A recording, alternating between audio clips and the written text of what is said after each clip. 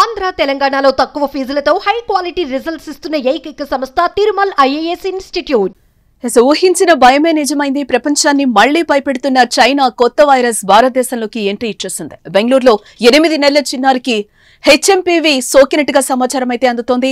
చిన్నారి ఇటీవల అస్వస్థకు గురవగా ఓ ప్రైవేట్ ఆసుపత్రికి తీసుకెళ్లారు. అక్కడి ల్యాబ్ టెస్ట్ లో బేబీకి హెచ్ఎంపీవీ పాజిటివ్ ఉన్నట్టుగా తేలింది. ఈ కేసుపై కర్ణాటక సర్కార్ కూడా స్పందించింది.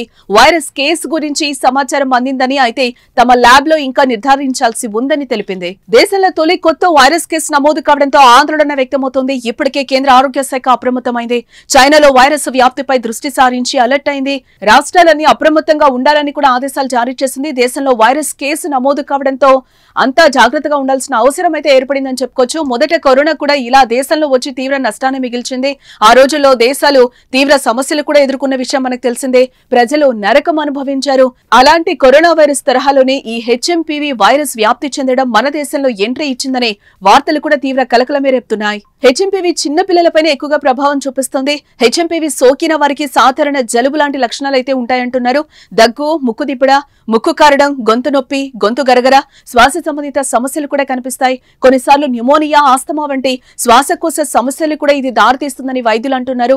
చిన్నపిల్లలతో పాటు వృద్ధులు, దీర్ఘకాలిక వ్యాధులతో బాధపడుతూ వ్యాధి నిరోధక శక్తి తక్కువగా ఉన్న వారిలో ఈ వైరస్ తీవ్ర అనారోగ్యాన్ని కలిగిస్తుందని అంటున్నారు.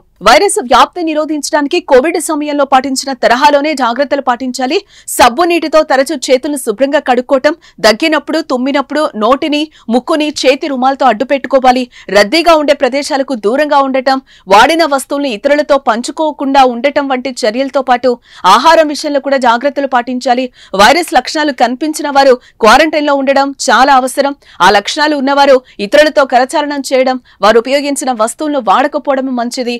వైరస్ లక్షణాలు కనిపిస్తే వెంటనే వైద్యులను సంప్రదించాలి.